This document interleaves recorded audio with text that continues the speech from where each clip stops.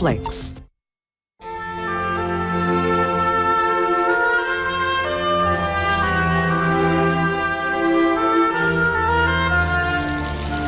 Jardim das Amoreiras, Lisboa.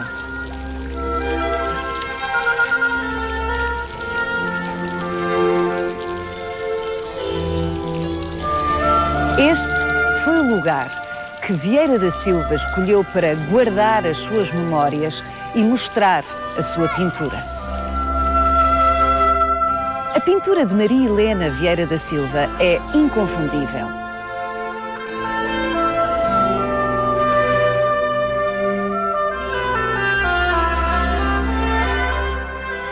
Vieira da Silva vivia para pintar, pintar, pintar.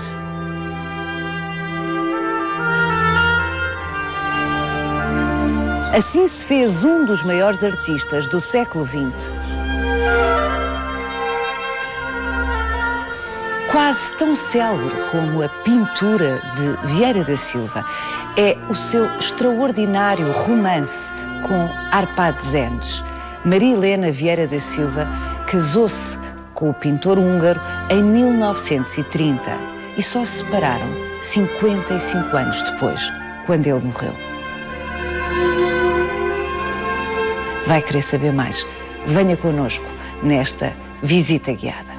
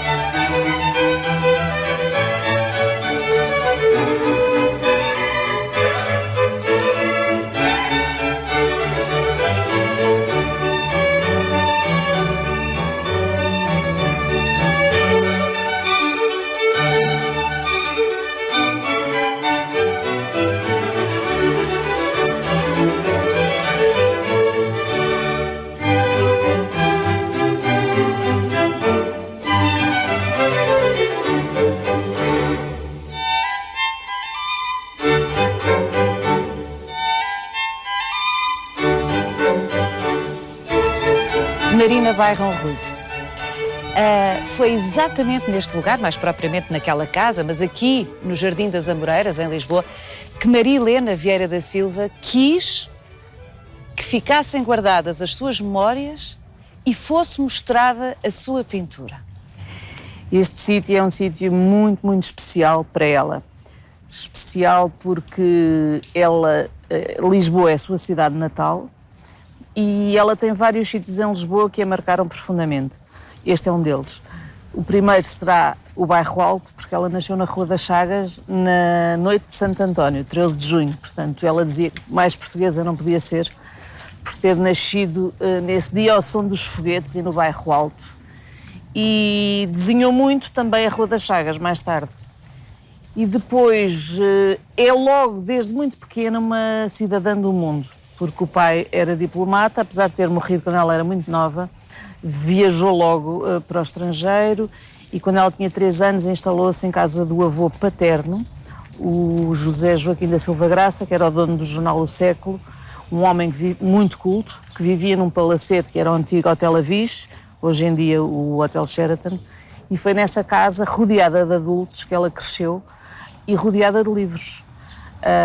Portanto, filha única de uma família burguesa esclarecida, republicana, sobreinvestida, que é uma coisa que hoje em dia as crianças são, mas à época às vezes não eram tanto. Eu posso dizer que a família dela, mas nomeadamente também dela, teve uma importância muito especial na vida e na educação dela e muito para a frente daquele tempo, porque deixou a fazer o que ela gostava de fazer, inclusive acompanha a ir viver para Paris quando ela decide que já não pode aprender mais nada em Portugal. Mas voltando a este magnífico Jardim das Amoreiras, a mãe dela compra a casa dela, que é aqui na esquina, mesmo ao lado do museu, em 1926. E de facto é a casa de ambas, antes dela partir para Paris.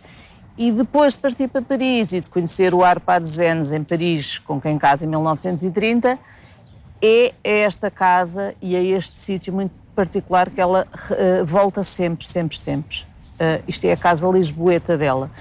E foi, no fundo, esta casa que ela quis deixar quando pensou na morte, depois do Arpad morrer, pensou que, no fundo, um local de partida poderia ser um local de chegada e quis deixar o espólio dela. Se foi em França que fez a carreira internacional dela, foi em Lisboa que quis deixar o espólio dela. Espólio documental e obras de arte, tendo em conta que ela quis que fosse dela e do marido.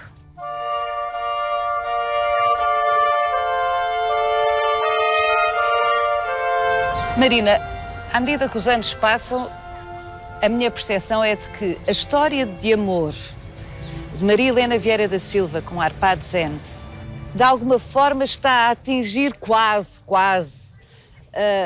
a fama e a notoriedade da pintura de ambos e muito particularmente da pintura de Vieira da Silva.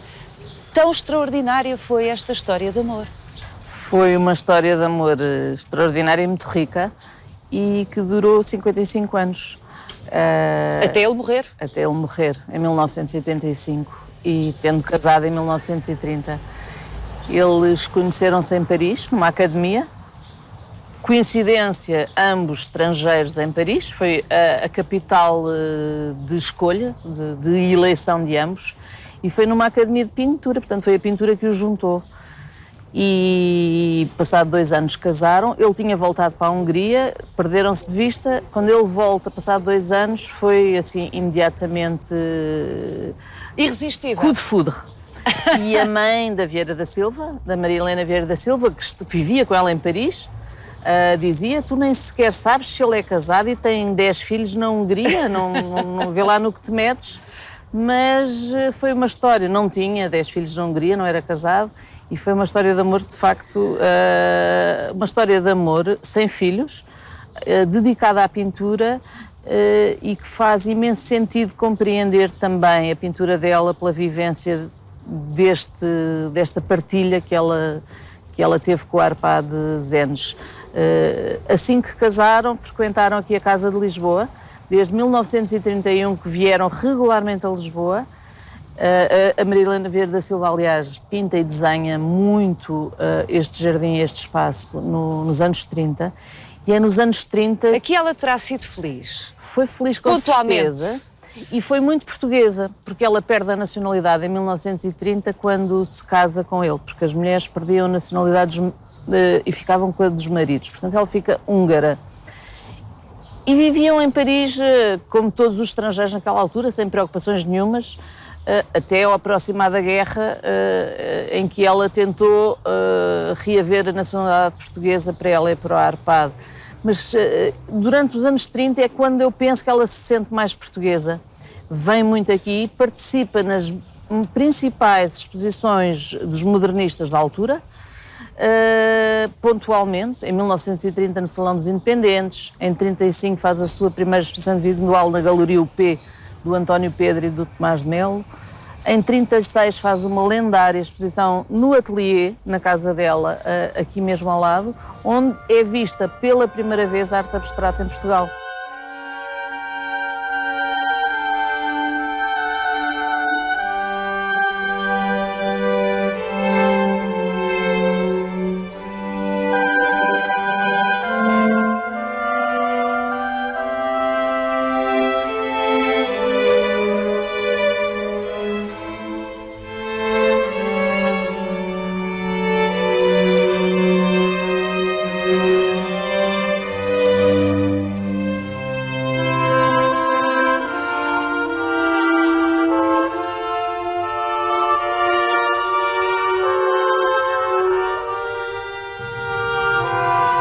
Marina, esta tela, vamos fazer aqui um percurso por 4 ou 5 obras de Vieira da Silva que de alguma forma esclarecem ou iluminam aquilo que foi o percurso da pintura dela. E esta é uma das primeiras onde é evidente o caminho que depois a distinguiu. é uma obra emblemática, é uma obra dos anais de História da Arte e é uma obra muito identificável com a Vieira da Silva já, porque a sua preocupação era, obviamente, o tratamento do espaço e arranjar um espaço pictórico original, foi nisso que ela se centrou. E este quadro é de 34-35 e é feito em Lisboa, chama-se L'Atelier Lisbonne e é feito exatamente naquele atelier que nós temos. Já vamos visitar, Que vamos ver. São introduzidos os primeiros elementos que vão perturbar uma perspectiva clássica, que a perspectiva renascentista é uma coisa estável e ela vai destabilizar tudo com a introdução de espirais, de grelhas, do riscado do chão. De alguma forma está aqui o alfabeto que ela depois vai desenvolver. As formas e as estruturas que ela vai utilizar durante todo o seu percurso. Era uma pessoa que precisava do real para chegar à arte. Os únicos desenhos, digamos, que são conservados por ela toda a vida, de infância, quando ela deitou tudo de fora, achou que nada valia a pena, são os desenhos anatómicos que ela fez em 1927 na Escola de Medicina, onde os alunos de Belas Artes iam aprender a desenhar os músculos e os ossos. E, de facto, aquilo é de uma minúcia científica, muito descritivo, mas ela teve a necessidade de apreender o corpo por dentro. E que chega a Paris e faz arte abstrata. E ela chama estas primeiras obras de ossaturas espaciais.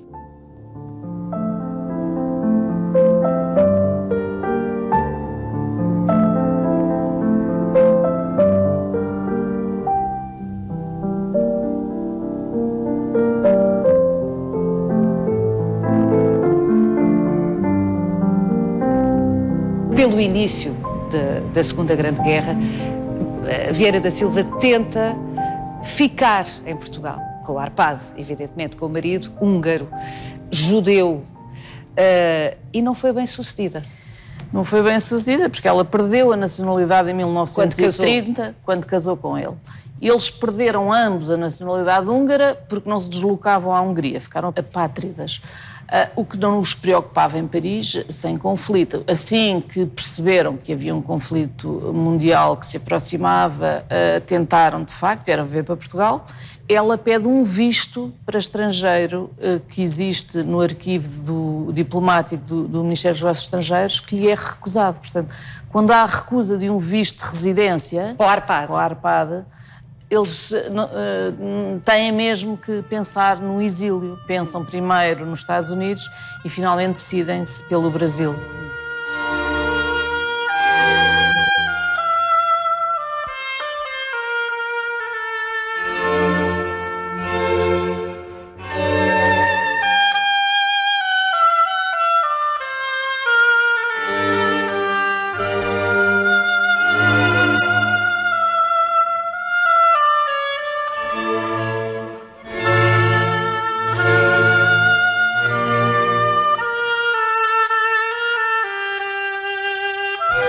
Marina, não é uma coisa evidente ser-se tão infeliz ou infeliz no Brasil? O Brasil significa para ela exílio e significa para ela o afastamento da mãe, das pessoas, da família, de quem ela gostava muito. Portanto, ela vai com o Arpad para o Brasil em 40 e fica lá até 1947, o período da guerra e mais um pouco. E é um período muito duro e ela adapta-se muito mal ao Brasil. Ela diz que o que lhe fica do Brasil são os amigos. E, de facto, foram muito importantes nestes anos duros de exílio. O Arpad viveu muito melhor esse período. Mas no meio daquele caos é quando ela faz as suas obras mais importantes. De repente, faz obras como estas. Este tema dos tabuleiros e dos jogos já começa também em 1935. Mas aqui tomam outra dimensão, porque também simbolizam um conflito. Portanto, há uma partida alguém contra alguém, portanto, é o conflito mundial, portanto, também há essa simbologia.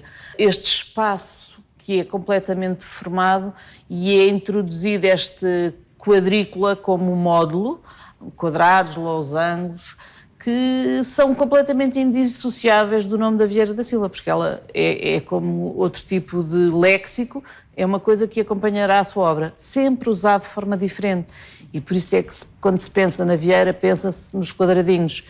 E ela dizia dela própria, com muita piada, pequenos quadrados, grande carreira. Portanto, ela achou que, de facto, esta era uma invenção que a favorecia. Aqui ainda existe uma perspectiva vaga, completamente formada, um ponto de fuga lá no fundo, e existe uma referência ao figurativo, ao mundo real, porque se percebem as duas personagens que jogam uma contra a outra, o próprio tabuleiro de xadrez e as peças, mas o chão, o teto e as paredes já se confundem, portanto aqui tudo é perturbado, este espaço é completamente perturbado por esta trama, confunde e baralha completamente o olhar do espectador, que era isso que ela pretendia. A Vieira da Silva faz 2 tentativas de suicídio no Brasil. É o que dizem os relatos das pessoas que coabitaram com eles na Pensão Internacional. A Pensão Internacional era um local onde artistas de todas as nacionalidades confluíam e viviam. Exilados Durante a guerra, exatamente. Durante a guerra. E, de facto, há esse relato. Não sei até que ponto isso aconteceu, sabemos que havia mal-estar, porque isso era descrito na própria correspondência dela com a mãe. Mal-estar dela. Mal-estar dela. Dava-se mal com o calor, com o clima, com as saudades e, de facto, com o É engraçado que ela pintou muito Lisboa de memória. Era uma ligação, de facto. Lisboa está muito subjacente nas cidades e no pensamento da Vieira. E esta própria quadrícula diz-se, obviamente, que tem a ver com as suas memórias, metaforicamente. A calçada portuguesa, os azulejos das fachadas. Fim da guerra. Passado pouco tempo, voltam para Paris. Ela primeiro sozinha. E o Arpad fica mais uns meses, porque tinha alunos e não os quis abandonar assim de um momento para o outro. E esse é um dos grandes períodos de afastamento dos dois. São apenas uns meses, mas em que eles se correspondem cotidianamente. É como que para preencher o tempo que falta até ao reencontro, relata o cotidiano, hora a hora, dia a dia, portanto é uma correspondência diária. E de facto ela, quando chega a Paris em 47, é quando a obra dela, de facto, floresce completamente. Com uma força e uma convicção. Vamos ver? Vamos ver.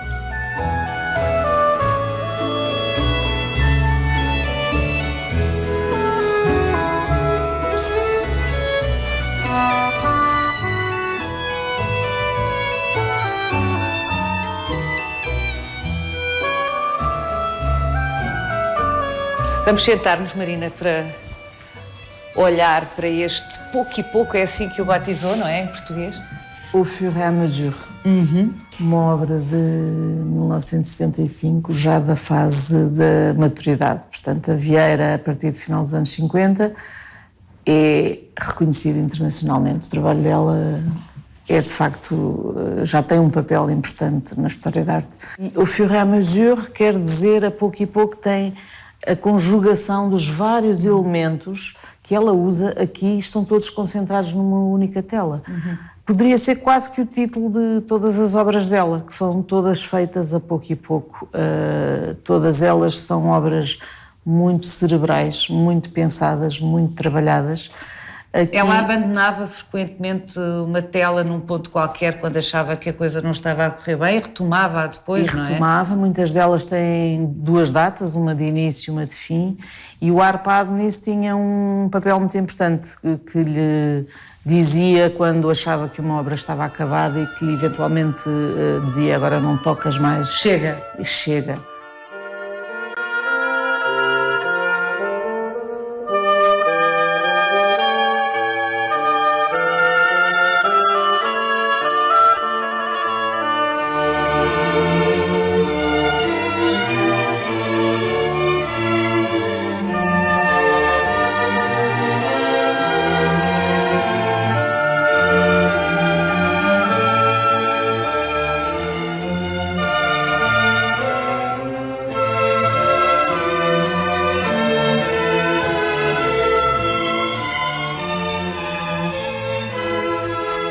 Marina, esta pintura é de 4 anos antes de Maria Helena Vieira da Silva morrer, e olhando para ela tem-se a sensação de que ela já está a despedir-se. É um bocadinho uma fase é já o caminho para o reencontro com o Arpado. O Arpado morre em 85, esta obra é de 88, ela adoece pouco tempo depois e morre em 92 de facto. E as obras dela deste período aproximam-se muito das obras do Arpado. Ela costumava dizer que o próprio Arpado tinha começado a produção dele com cores muito vivas e que ao longo do tempo foram clareando, iam ficando mais brancos como os seus cabelos, e que ela também era o caminho, e esse caminho, no final da vida da Vieira da Silva, a obra dela de facto tem uma correspondência muito forte com a obra do Arpado, a nível de tons e a nível de luz.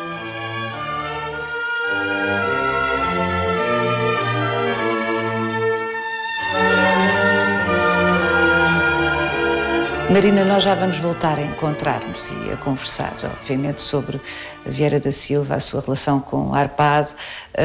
Vamos encontrar-nos no Centro de Documentação, daqui a pouco, uma das grandes mais-valias desta casa. Para já, vou conversar com o Bruno, vou ter ali com ele, com o Bruno Gaspar, que tem uma relação muito particular e comovente com o Vieira da Silva. Até já. Até já.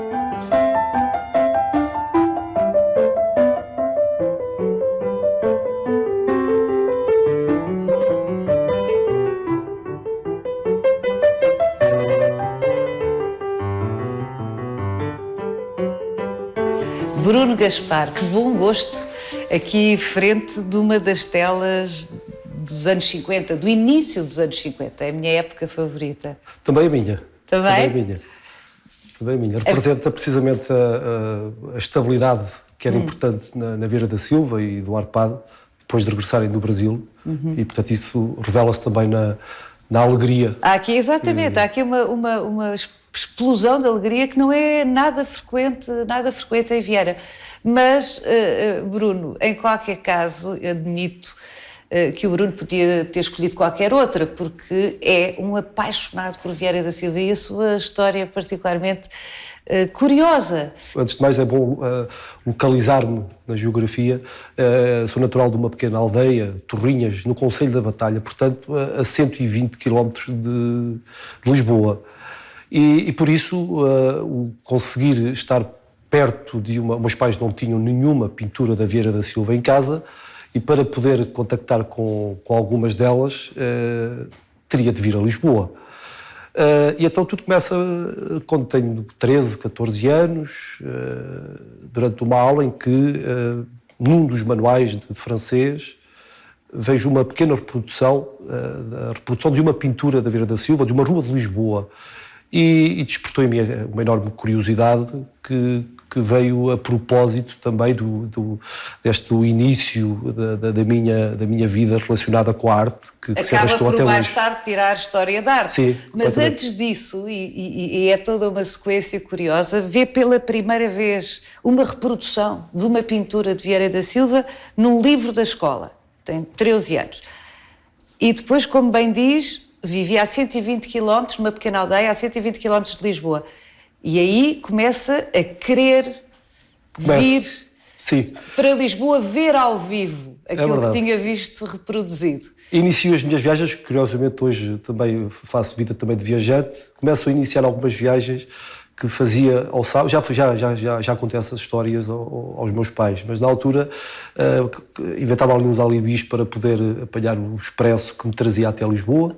No início, antes da Fundação abrir, em 94, apanhava esse expresso de Leiria para Lisboa, para passar pela Fundação Gulbenkian, e dentro daquele tempo muito limitado, 10, 11 da manhã, que era quando chegava a Lisboa, até às 4, 5 para regressar de expresso, para que tudo batesse mais ou menos certo dentro dos horários, porque eu dizia aos meus pais que que ia para a casa dos meus amigos ali numa aldeia próxima, e portanto fazia estas viagens clandestinas em prol da Vieira e da arte em geral. Sou um admirador da Vieira da Silva, não sou um grupo ao ponto de andar com t-shirts da Vieira, não é isso, não se trata disso, mas realmente é especial para si. Em todo o caso também é muito especial, a Vieira da Silva, a obra dela é muito especial para si, mas também é muito especial que um miúdo de 14 anos minta, enfim, dê aquelas desculpas aos pais para vir ver Sim. pintura Sim. A 120 km de distância de casa. Isso não é habitual, os miúdos costumam mentir por outros motivos, não por esse. Mas eu gostava de perceber, eu sei que obviamente vinha a Lisboa ver outras coisas, não só a Vieira, mas outra. Vinha sozinho? Cheguei a vir sozinho. E outras vezes com outro amigo que também fazia parte desta aventura, só que ele tinha 2 anos a mais que eu, e então eu sentia-me também um pouquinho mais escuro. Mais acompanhado. Como é que hoje, enfim, 20 anos depois dessas aventuras adolescentes, interpreta o fascínio que a Vieira exerceu sobre si? É um misto.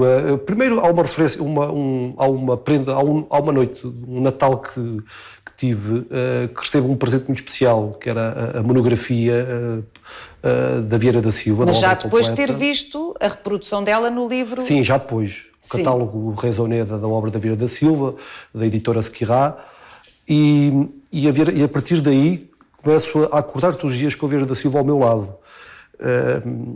Uma das capas desses 2 volumes, uma delas é a Partida de Xadrez, que a Marina falou há pouco sobre essa pintura, e portanto aquilo que me acaba por fidelizar à Vieira, porque há uma admiração, não sabemos bem porquê, como o amor por uma pessoa, mas é um permanente desafio. Há um jogo como o jogo de xadrez, que eu não sei bem quem é que sai vencedor ou derrotado. Eu com a Vieira não me importo de ser derrotado. Aliás, acho que saio sempre, porque realmente quando entro dentro da tela dela, de todos aqueles labirintos, as janelas, as portas, que dão para não sei para onde, e é esse mistério que me seduz e que me diz para continuar a tentar saber para onde é que vou, por esse corredor que ela me sugere na sua pintura. É sempre nova, não é? É sempre nova.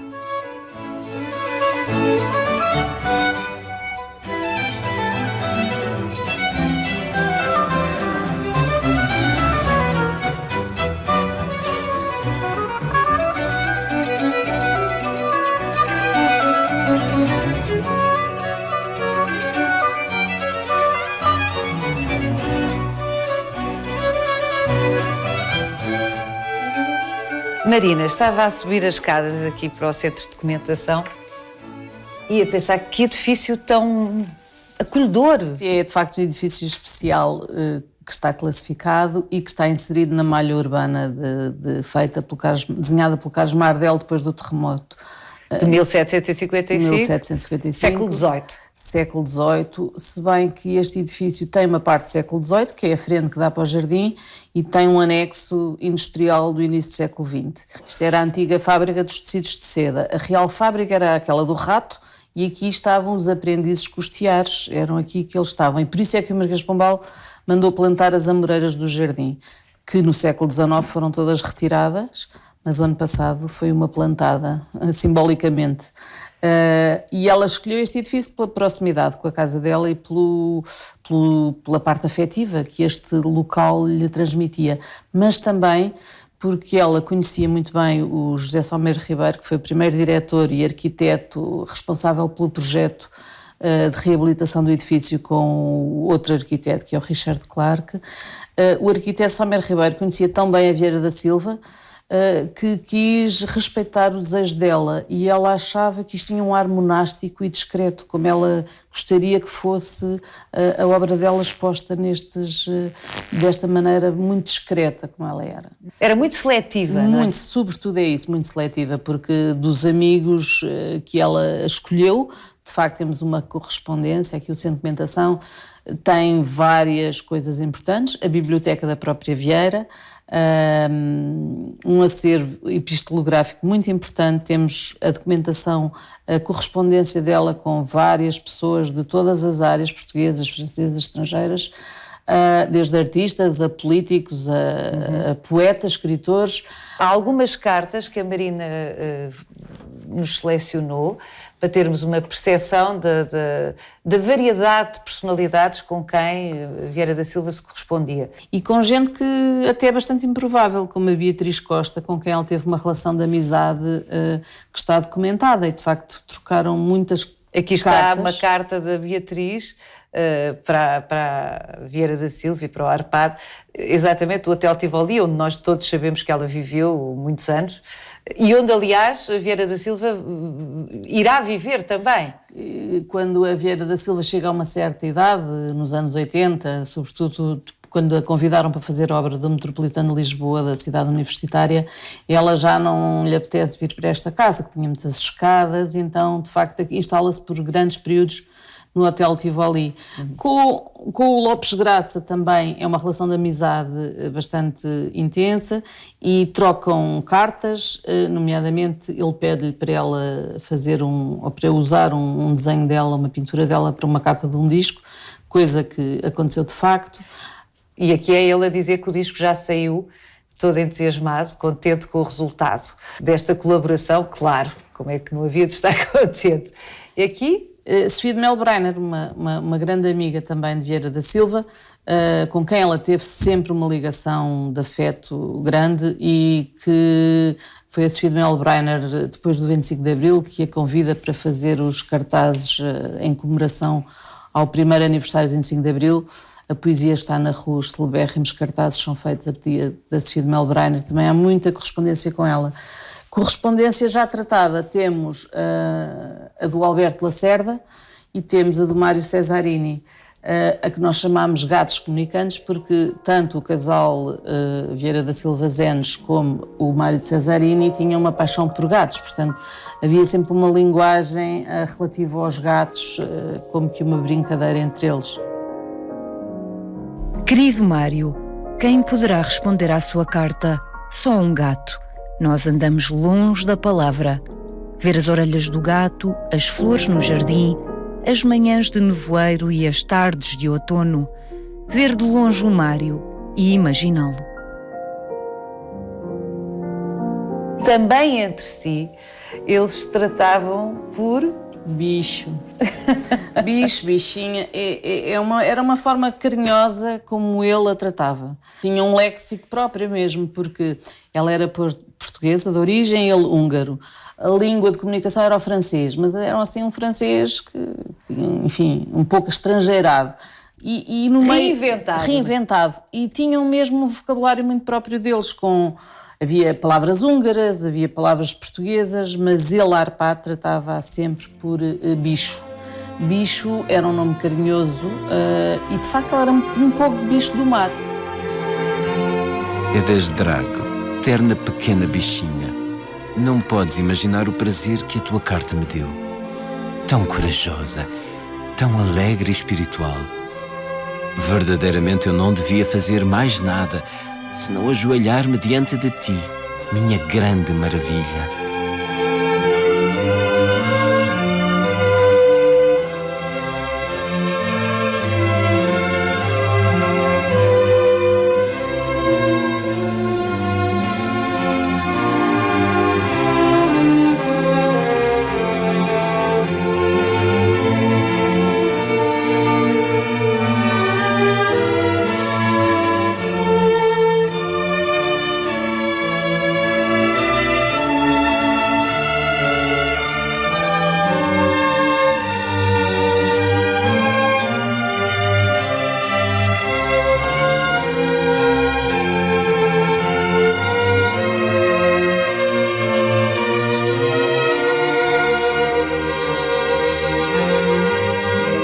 Estamos no espaço do ateliê da casa, primeiro da mãe de Vieira da Silva e depois de Vieira da Silva. Foi aqui que tudo começou no que diz respeito à relação de Vieira da Silva com este lugar na cidade de Lisboa, o Jardim das Amoreiras. Foi nesta casa? Foi nesta casa que a mãe dela adquiriu em 26, que ela viveu antes de ir para Paris estudar e onde voltava cada vez que vinha a Portugal. Era a casa lisboeta dela. Em baixo era o ateliê? Em baixo era o ateliê. E foi aqui, de verdade, que se viu eclodir a obra de Vieira da Silva. Quer dizer, a primeira pintura que nos mostrou É deste ateliê. Exatamente. É deste ateliê, e neste ateliê é que ela expôs as primeiras obras de arte abstrata que se viram a seguir a Amadeu de Sousa Cardoso. E foi aqui neste ateliê que os modernistas vinham. Até se diz que o Fernando Pessoa cá veio a uma festa que a Vieira da Silva deu. E a Vieira da Silva quis deixar esta casa ao museu, dedicada a ela e ao marido, como quis deixar o espólio documental e uma grande quantidade de obras, e gostaria muito que isto fosse um centro de investigação. Falou em alojar estudantes, e passado estes anos todos fazemos 20 anos de abertura ao público, conseguimos reabilitar a casa. Cá em baixo temos uma programação própria do ateliê, e lá em cima fizemos de facto residências artísticas. Portanto, passados estes anos, cumprimos os desejos da Vieira.